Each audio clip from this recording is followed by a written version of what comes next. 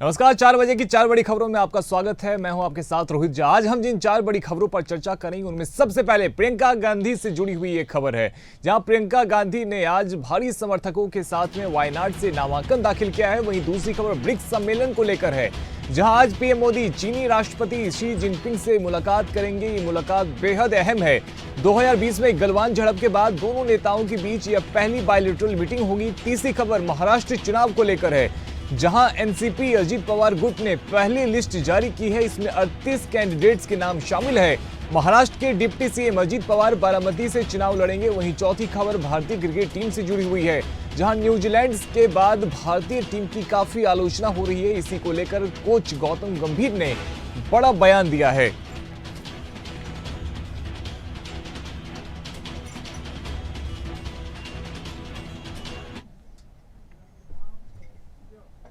Congress leader Priyanka Gandhi ने आज वायनाड लोकसभा से नामांकन भर दिया है। राहुल गांधी के इस्तीफे के बाद ये सीट खाली हो गई थी। इस दौरान प्रियंका के साथ सोनिया गांधी, लोकसभा में विपक्ष के नेता राहुल गांधी, रॉबर्ट वाड्रा सहित कई सीनियर नेता मौजूद रहे। नामांकन से पहले प्रियंका गांधी ने वायनाड में रोड शो किया, जिसमें इलाके के लोगों ने बढ़ चढ़कर हिस्सा लिया। रोड शो के बाद प्रियंका ने चुनावी जनसभा को संबोधित किया।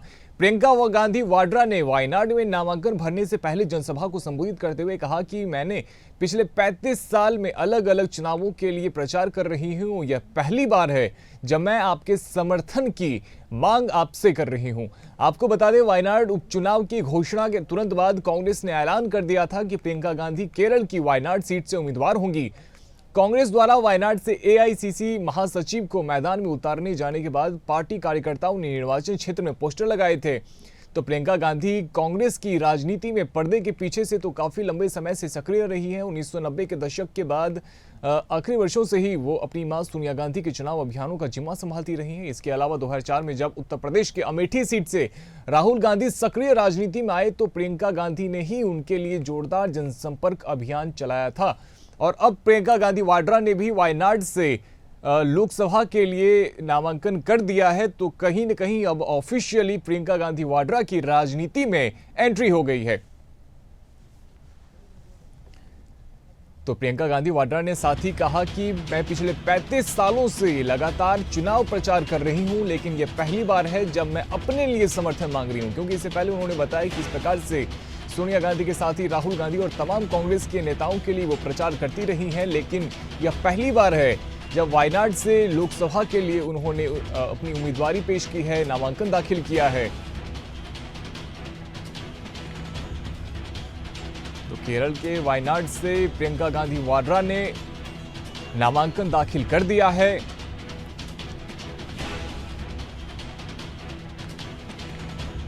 तो देखिए, वो तस्वीरें वे आपको दिखा रहे हैं जब प्रियंका गांधी वाड्रा नामांकन के लिए पहुंची थी। उनके साथ में वो तमाम बड़े कांग्रेस के नेता भी मौजूद रहे। सोनिया गांधी भी तस्वीरों में नजर आ रही हैं, राहुल गांधी भी वहां पर पहुंचे थे, और साथ ही आपको मल्लिकार्जुन खड़गे भी नजर आ रहे हैं। और ये भीड़ देखिए, ये हुजूम देखिए, समर्थक हैं, जो भारी जनसैलाब आपको नजर आ रही है। जब नामांकन के लिए प्रियंका गांधी वाड्रा पहुंच रही थी, तो किस तरीके से वहां पर भारी संख्या में वहां पर जो उनके समर्थक हैं वो मौजूद रहे। वायनाड से आपको पता है किस प्रकार से 2024 में जब लोकसभा का चुनाव हुआ, तो राहुल गांधी ने 2 जगहों से नामांकन दाखिल किया था, अमेठी से, वायनाड से। लेकिन दोनों जगहों से जीत के बाद अमेठी सीट को राहुल गांधी ने बरकरार रखा था। तो वहीं उनके इस्तीफे के बाद वायनाड की सीट खाली हो गई, जिसके बाद प्रियंका गांधी वाड्रा का नाम कांग्रेस ने कहा था कि वहां से उम्मीदवार प्रियंका गांधी वाड्रा होने वाली हैं। और अब देख रहे हैं तस्वीरों में भी आप किस प्रकार से नामांकन के लिए प्रियंका गांधी वाड्रा पहुंची और भारी जनसैलाब सड़कों पर उमड़ता हुआ दिखाई दिया। तो हमारे साथ ज्यादा जानकारी के लिए पॉलिटिकल एडिटर ब्रजेश जैन जी जुड़ गए हैं। ब्रजेश जी, तो अब इसी के साथ नामांकन के साथ ही प्रियंका गांधी वाड्रा का राजनीति में ऑफिशियल एंट्री। देखिए, राजनीति में ऑफिशियल एंट्री तो रोहित 2019 में जो उस वक्त हो चुकी थी जब प्रियंका गांधी को कांग्रेस ने एक्टिव सदस्यता दी थी और तुरंत ही उनको राष्ट्रीय महासचिव का दर्जा दिया गया था। तो कहीं ना कहीं 5 साल बाद अब चुनावी राजनीति का डेब्यू उनका शुरू हो गया है। पहला चुनाव वो लड़ने जा रही हैं। आज उसके लिए नामांकन प्रियंका गांधी ने दर्ज कराया है और देखिए बड़ा शक्ति प्रदर्शन वायनाड में इस दौरान देखने को मिला। सभा भी की गई कैलपट्टा में और उसके बाद रैली भी निकाली गई नामांकन के लिए। तमाम बड़ी दिग्गज नेता सोनिया गांधी हो, राहुल गांधी हो, मल्लिकार्जुन खड़गे हों या फिर और भी बड़े नेता, स्थानीय नेता जो हैं वो केरल और तमिलनाडु के इस दौरान मौजूद रहे हैं। कुल मिलाकर ये मैसेज देने की कोशिश देश को की गई है कि अब सियासी तौर पर संसद के भीतर भी सक्रिय नजर आएंगी प्रियंका गांधी। और राहुल गांधी ने इस दौरान ये भी कहा है रोहित कि 2 सांसद वायनाड को मिलने वाले हैं। अगर प्रियंका गांधी जीतती हैं तो वो राहुल गांधी और प्रियंका गांधी दोनों मिलकर वायनाड का प्रतिनिधित्व जो है वो संसद के अंदर करते हुए नजर आएंगे, आवाज़ उठाते हुए नजर आएंगे। तो कहीं ना कहीं गांधी परिवार का पुराना गढ़ रहा है वायनाड और वहां से प्रियंका की सेफ एंट्री जो है अब इलेक्शन पॉलिटिक्स में हो चुकी है। रायबरेली सीट को उन्होंने बरकरार रखा, लेकिन वायनाड से इस्तीफा देने के बाद भी अगला उम्मीदवार भी और जो लोकसभा का सदस्य कांग्रेस ने बनाने के लिए नामांकन के लिए दाखिल करवाया है वो भी अब गांधी परिवार से ही मिलने वाला है।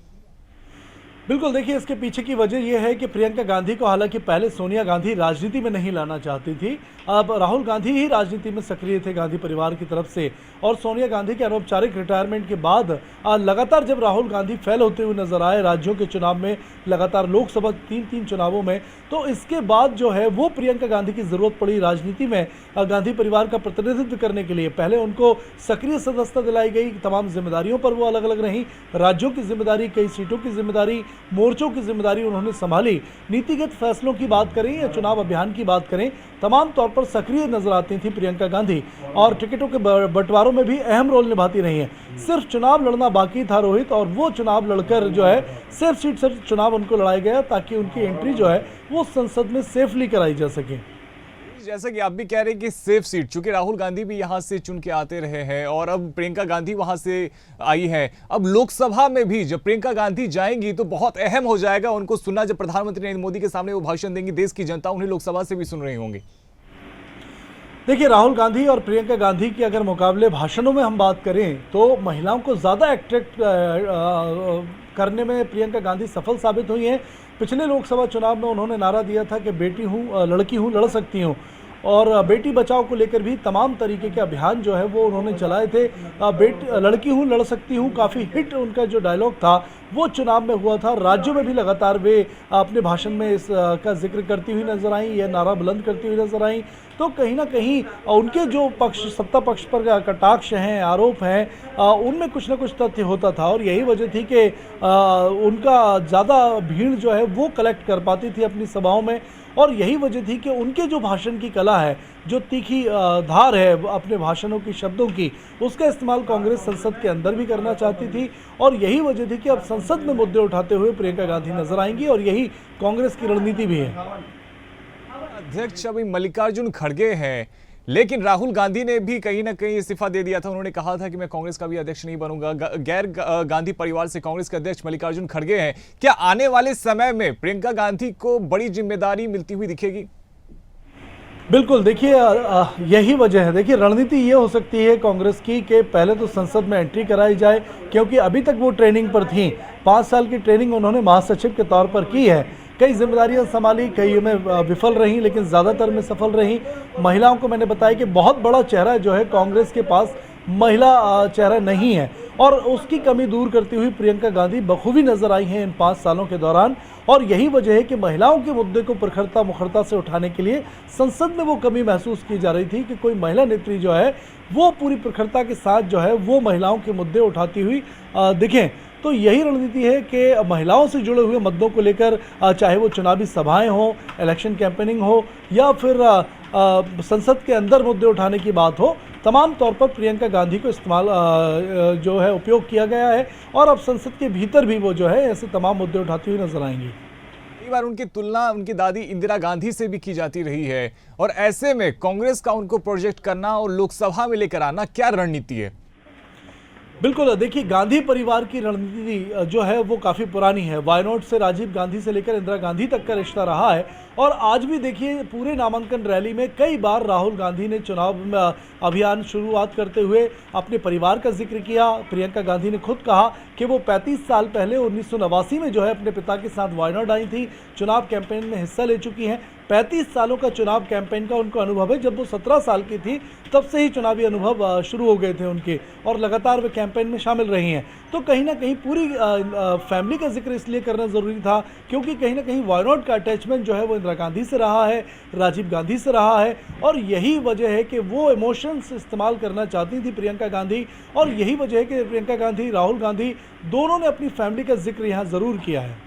शुक्रिया ब्रिजेश जी आपका इस तमाम जानकारी के लिए। तो वायनाड से आज नामांकन पत्र दाखिल कर दिया है प्रियंका गांधी वाड्रा ने, और तस्वीरें भी आपको लगातार हम दिखा रहे हैं किस प्रकार से प्रियंका गांधी वाड्रा वहां पहुंची थी। तो सड़कों पे जो हुजूम देखने को मिला था, समर्थक वहां पे मौजूद थे, और कहीं ना कहीं ये बेहद सेफ सीट माना जा रहा है। राहुल गांधी यहीं से संसद चुनकर आए थे, और इसके बाद में लगातार हम आपको अपडेट्स पल पल के आगे भी इस चुनाव से रिलेटेड देते रहेंगे। रूस के कजान में चल रही ब्रिक्स समिट में प्रधानमंत्री नरेंद्र मोदी की मुलाकात चीन के राष्ट्रपति शी जिनपिंग से होगी। वास्तविक नियंत्रण रेखा यानी कि एलएसी पर तनाव कम करने की घोषणा के बाद दोनों पक्षों के बीच में ये पहली बार होगा जब द्विपक्षीय वार्ता होने वाली है। तो 2020 में गलवान झड़प के बाद दोनों नेताओं के बीच में यह पहली बायलैटरल मीटिंग होने वाली है। ओपन प्लेनरी के बाद पीएम मोदी कई देशों के नेताओं के साथ द्विपक्षीय बातचीत भी करेंगे। पीएम मोदी आज ही भारत के लिए रवाना हो जाएंगे।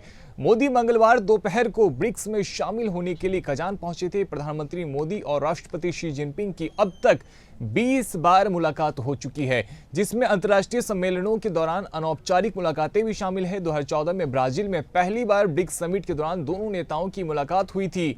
इसके बाद से दोनों नेताओं के बीच व्यापार, सीमा विवाद और अन्य सामरिक मुद्दों पर कई बार बातचीत हो चुकी है। हालांकि पिछले 4 सालों में दोनों देशों के बीच संबंधों में तनाव बढ़ने के कारण बातचीत की गति धीमी हो गई थी।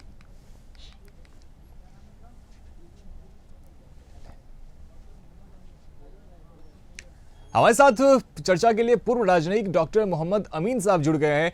तो अमीन साहब, जैसा कि कल से ही चर्चा तेज थी कि प्रधानमंत्री नरेंद्र मोदी की शी जिनपिंग से मुलाकात हो सकती है, अब इस पे मुहर भी लग गया है, और आज शाम को जब प्रधानमंत्री नरेंद्र मोदी मुलाकात करेंगे शी जिनपिंग के साथ में द्विपक्षीय बातचीत होगी, तो वो क्या कुछ मुद्दे होने वाले हैं जो दोनों पक्ष डिस्कस करेंगे? देखिए, सवाल इस बात का है कि जब ये हमारे विक्रम मिश्री जी ने कहा कि वो जो बॉर्डर के ऊपर चाइना और इंडिया बॉर्डर के ऊपर जो पेट्रोलिंग की बात है और उसमें समझौते की बात हो गई है, और वो अपना अपना करेंगे पेट्रोलिंग अपने अपने एरिया में यानी क्षेत्र में अपने वापस चले जाएंगे, और चाइना बॉर्डर पे जो है और इंडिया बॉर्डर पे तनाव कम हो जाएगा। तो मैं उसी बात से समझ गया था कि शायद ये बात फिक्स होने वाली है, और हमारे जो देश के डिप्लोमेट हैं और उनकी तैयारी रही होगी, और उन्होंने इस बात को देखा होगा कि यहाँ करना है और बहुत जरूरी भी है। देखा जाए तो ये जब हमारे प्रधानमंत्री ने इनको बुलाया था इंडिया में, उस वक्त ये जब ब्रिक्स की मीटिंग हुई थी, उस वक्त चाइना के आए थे 13वें इसमें, और उसके बाद यार आप देखिए कि अब ये 24 में हो रही है, और ये हो रही है रशिया के अंदर। रशिया के अंदर भी तनाव था, रशिया के लिए भी बात हुई थी क्योंकि यूक्रेन और रशिया की बात थी उसके साथ में, और इन्होंने ईरान के साथ भी हमारे प्राइम मिनिस्टर ने बात की है। हमेशा अच्छा ये होता है कि अगर ये मल्टीलेटरल टॉक चल रही है या मीटिंग चल रही है, उनमें अगर बायलेटरल टॉक हो जाए तो बहुत अच्छा रहता है। सुविधा के अनुसार समय भी दोनों हेड ऑफ द स्टेट के पास कमी होता है। आप समझिए कि बहुत अच्छी बात है कि हमारे देश के प्राइम मिनिस्टर मोदी जी की पहल पर ये चाइना के प्रेसिडेंट जिनसे हो रही है मुलाकात, और मैं समझता हूँ कि बहुत अच्छा है, और चाइना को भी जरूरत है। ऐसा नहीं कि हमारे देश को ही जरूरत है, चाइना को भी अपने व्यापार समझौते के लिए चाहिए, क्योंकि आप देख रहे हैं कि बहुत सी चीजें इनकी यहाँ इंडिया में बंद कर दी गई हैं, वो भी इसीलिए कि इनके ताल्लुकात अच्छे नहीं थे हमारे कंट्री के साथ में। तो इसलिए ये भी चाहेंगे, क्योंकि इनकी भी जो जीडीपी है वो नीचे जा रही है, इसलिए वो भी सोचा होगा उन्होंने कि हम अपने देश की तरक्की के लिए और हम इंडिया से लड़ाई न करें, बल्कि एक अच्छी हेल्दी टॉक करें जिससे कि ये बात बन जाए। तो इसीलिए उस कंट्री से भी हुआ, इस कंट्री से भी हुआ, और ये फाइनल हो गया कि आज उनको शाम को मिलना है। तो मैं समझता हूँ बहुत चीजें, एक तो बॉर्डर की चीजें जो हो रही हैं, और अमित साहब, ये और टाइमिंग बात- भी, बिल्कुल ये टाइमिंग भी बहुत ज्यादा मैटर करता है। अब देखिए किस प्रकार से कनाडा लगातार एंटी इंडिया जो नैरेटिव है उसको फैला रहा है। अमेरिका भी कहीं ना कहीं उनको सपोर्ट करते हुए दिख रहा है। निज्जर वाला केस हो, हमने देखा उसमें भी अमेरिका भी कहीं ना कहीं कनाडा को बैक सपोर्ट कर रहा है। फाइव आइज उसमें एक साथ नजर आ रही है। तो ऐसे में रूस का और चीन का भारत के लिए जिस प्रकार से रुख बदला है, खास विशेष करके चीन का, क्या कुछ इसके मायने? नहीं, आप देखिए ना, सिर्फ चाइना का ही रुख नहीं बदला है, रूस का ही रुख बदला है, बल्कि ईरान का भी। ईरान के प्रेसिडेंट से भी हमारे प्राइम मिनिस्टर की मुलाकात हुई है कल। तो ये चीजें क्या है, ये सब ये एंटी यूएस हैं, और एंटी यूएस यानी यूनाइटेड स्टेट जो है अमेरिका, वो इन सब के पीछे पड़ा हुआ है।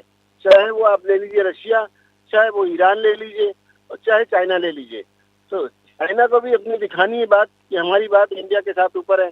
आज दुनिया में नाम लिया जाता है यूएस का, चाइना का, और उसके बाद हमारे इंडिया का नाम होता है। पहले ये याद होगा आपको, बहुत पहले कहा जाता था कि ये जो ताकतें हैं दुनिया की, उनमें अमेरिका है, चाइना है और रशिया है। आज हमारा इंडिया पावरफुल हो चुका है, और इंडिया इस हद तक पावरफुल हो गया है, आज रशिया की बातों को हम लोग बिचौलिए बन के निपटाने वाले हैं। यूक्रेन युद्ध की बात आप मान लीजिए।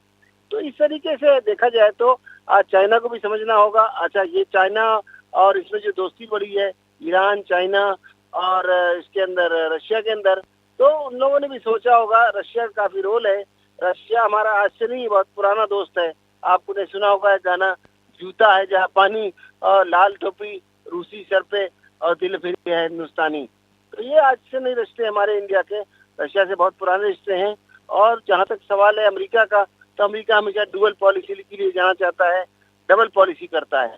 इसलिए रशिया ने भी जोर दिया होगा चाइना के ऊपर कि अपने पड़ोसी से बात ठीक रखना ही अच्छा है, और इसीलिए चाइना कुछ दबाव में आया है और हमारे इंडिया से बात कर रहा है।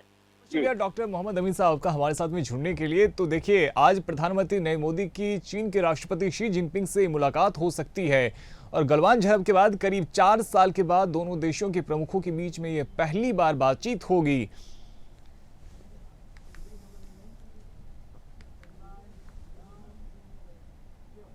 महाराष्ट्र विधानसभा के मद्देनजर एनसीपी अजीत पवार गुट ने 38 उम्मीदवारों की पहली सूची जारी कर दी है। इस लिस्ट में जो सबसे खास बात सामने आई है वो ये कि इसमें 95 मौजूदा विधायकों को फिर से टिकट दिया गया है। इस सूची में प्रमुख नेताओं में नवाब मलिक और सना मलिक का नाम शामिल है।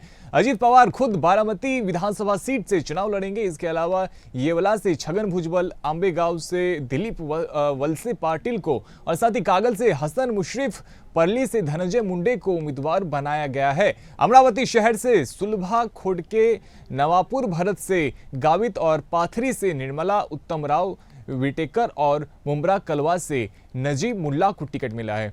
तो देखिए, महायुति में बीजेपी 152 से 155 सीटों पर चुनाव लड़ सकती है। एकनाथ शिंदे के नेतृत्व वाली शिवसेना 70 से 80 और अजीत पवार के नेतृत्व वाली राष्ट्रवादी कांग्रेस पार्टी के पास में 52 से 54 सीटें जा सकती है।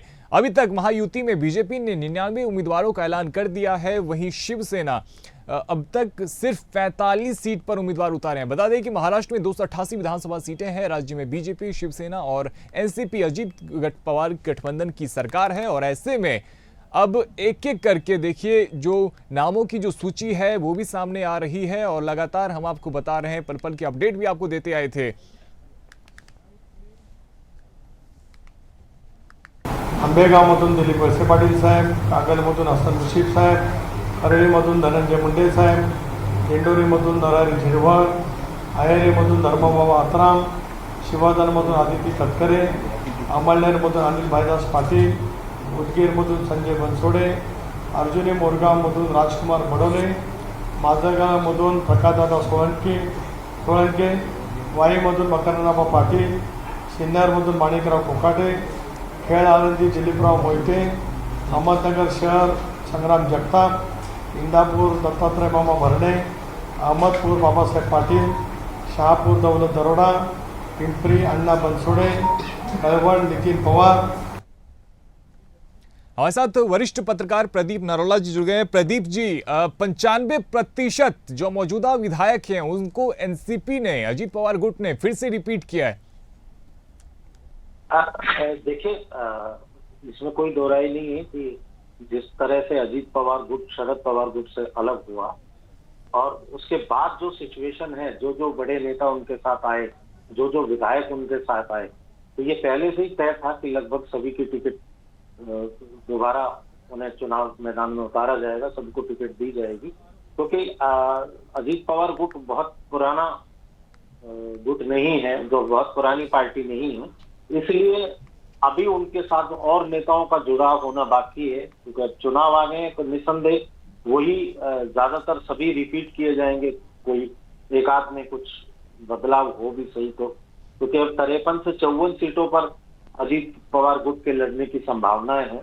और रोहित जी, मेरा मानना यह है कि 38 तो उन्होंने डिक्लेयर कर दी हैं, और जो बाकी के भी होंगे वो इसी जो जो वहाँ विधायक थे या जो जो जिस क्षेत्र के नेता थे उन्हें ही रिपीट किया जाएगा।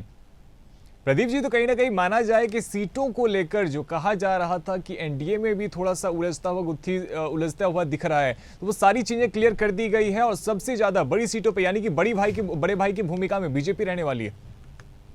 देखिए, निसंदेह रोहित जी, ये जब भी कभी कोalition में सीटों का बंटवारा होता है तो या 3 गुट या 3 पार्टियां आपस में बंटवारा करती हैं, तो कुछ चंद 4, 5, 7 सीटें ऐसी होती हैं जिन पे विवाद होता है, और पार्टियां क्या करती हैं कि उन 4, 5, 6 सीटों को छोड़कर उनको होल्ड पे डालकर बाकी सीटों पे कंसेंसस बन जाता है। तो मेरा मानना ये है कि 2-4 सीटों पे जिन पे भी होगी वो लास्ट में सहमति बन के, और कई बार तो फ्रेंडली मैच भी हो जाता है, जब ये किसी सीट पे कंसेंसस नहीं बन पाता तो फ्रेंडली मैच भी खेला जाता है। देखिए, और साथ ही प्रदीप जी, चुनाव चिन्ह भले अजीत पवार के पास में आ गया है एनसीपी का, लेकिन आखिरी मुहर जो है वो जनता ही लगाने वाली है और जनता ही डिसाइड करने वाली है कि शरद गुट या फिर अजीत गुट कौन है असली जनता की नजरों में एनसीपी। देखिए, वो तो देखिए, ये बात ठीक है कि हर काम जनता के हाथ में, जनता ने डिसाइड करना है कि वो कौन किसको ताज पहनाएगी और किसको फर्श पर डाल देगी, किसको अर्श पे पहुंचाएगी। लेकिन निसंदेह जिस तरह से आप अभी कह रहे थे कि कौन जनता का सिरमौर होगा, तो ये पार्टियां पूरी तरह से पूरी स्ट्रेंथ से नहीं लड़ रही हैं। अब देखिए कि महाराष्ट्र में 288 सीट है, 145 सीट का जो कोalition होगा वही सरकार फॉर्म करेगा, कम से कम 145 सीट चाहिए। तो सिर्फ एक मेरे ख्याल से बीजेपी को छोड़कर कोई भी कोalition का पार्टनर है वो इतनी सीटों पे तो चुनाव ही नहीं लड़ रहा, सिर्फ बीजेपी लड़ रही है। तो फिर सिरमौर की बात है कि गठबंधन सिरमौर होगा, चाहे वो यूपीए हो या एनडीए हो, पार्टी सिरमौर नहीं होगी। बिल्कुल। और प्रदीप जी, कहीं ना कहीं ये भी देखना होगा कि महायुति का लोकसभा में जिस प्रकार का प्रदर्शन उनकी तरफ से रहा था, यदि उसी प्रकार का प्रदर्शन विधानसभा में रहता है तो काफी मुश्किल हो जाएगा महायुति के लिए। देखिए रोहित जी, लोकसभा और विधानसभा ये दोनों संदर्भ अलग होते हैं, दोनों चुनाव के मुद्दे अलग होते हैं, चुनाव की संरचना अलग होती है, इन्हें आप एक दूसरे से जोड़ के कभी नहीं देखना चाहिए। आपने देखा होगा कि हरियाणा में जिस तरह से कांग्रेस ने उठान लिया, 5 सीटें कांग्रेस ने जीती, 5 सीटों पर बीजेपी को हार का सामना करना पड़ा। लेकिन जैसे ही विधानसभा चुनाव आए 2-3 महीने बाद ही वहां बीजेपी ने सरकार बनाई। तो वो चीजें थोड़ा सा डिफरेंट, माहौल अलग होता है, सिचुएशन अलग होती है। उस संदर्भ में ये लगा लेना कि वही रिजल्ट होंगे जो लोकसभा में हुए थे, या वही समीकरण बैठेंगे जो लोकसभा में। अब लोकसभा में जैसे ही यूपीए ने चुनाव इकट्ठा लड़ा, सारी पार्टियों ने एक कंसेंसस बना के एक कैंडिडेट उतारा, तो उसके रिजल्ट अलग थे। मेरा मानना है कि ये विधानसभा के चुनाव है, इनके रिजल्ट अलग होंगे, क्योंकि लोकसभा की एक बहुत बड़ी सीट होती है, उसमें जाति समीकरण भी, जाति फैक्टर भी काम करते हैं, उसमें सिचुएशन भी काम करती है। और जहां जहां विधानसभा क्षेत्र है वहां वो सिमट के रह जाते हैं, एक छोटी कॉन्स्टिट्यूंसी होती है, उसमें मुझे नहीं लगता कि उस पर कोई बहुत ज्यादा सिमिलर इफेक्ट पड़ेगा दोनों चुनावों का। बहुत शुक्रिया प्रदीप नरोला जी आपका हमारे साथ में जुड़ने के लिए। तो देखिए, विधानसभा चुनाव के मद्देनजर अब एनसीपी ने भी 38 उम्मीदवारों की पहली सूची जारी कर दी है और उसमें 95% मौजूदा विधायकों को रिपीट किया गया है।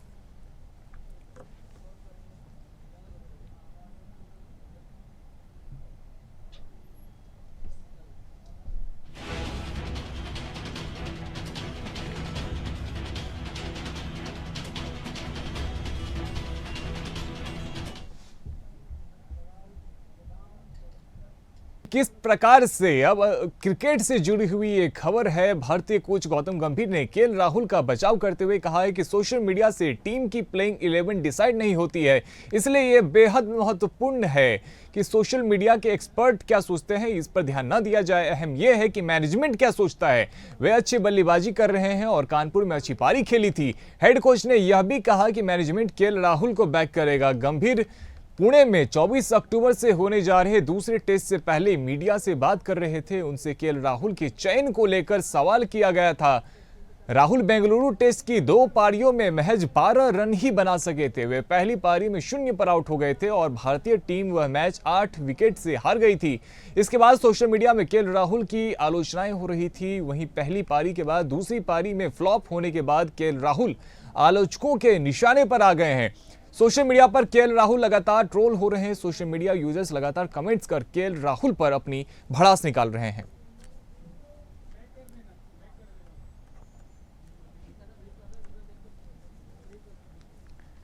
तो देखिए, बहुत अहम बात कही है भारतीय टीम के कोच गौतम गंभीर ने। उन्होंने कहा कि सोशल मीडिया पे जो कुछ भी चल रहा है टीम उससे प्रभावित नहीं होती। सोशल मीडिया एक अलग दुनिया है, वहाँ पे नेटिजन्स अपनी प्रतिक्रियाएं देते रहते हैं, लेकिन टीम का जो चयन होता है, जो सिलेक्शन कमेटी होती है, वो काम अपना करती है। और साथ ही केएल राहुल का भी वो बचाव करते हुए नजर आए थे। जिस प्रकार से केएल राहुल का प्रदर्शन बहुत अच्छा रहा नहीं था, तो इसमें केएल राहुल का बचाव करते हुए साफ तौर पे गौतम गंभीर नजर आए। साथ ही उन्होंने कहा कि सोशल मीडिया पर क्या कुछ लिखा जाता है इससे टीम में प्रभावित नहीं होती।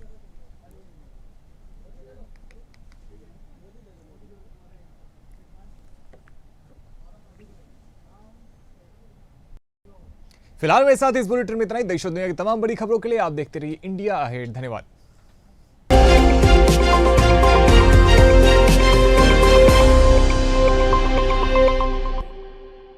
प्रयागराज महाकुंभ 2025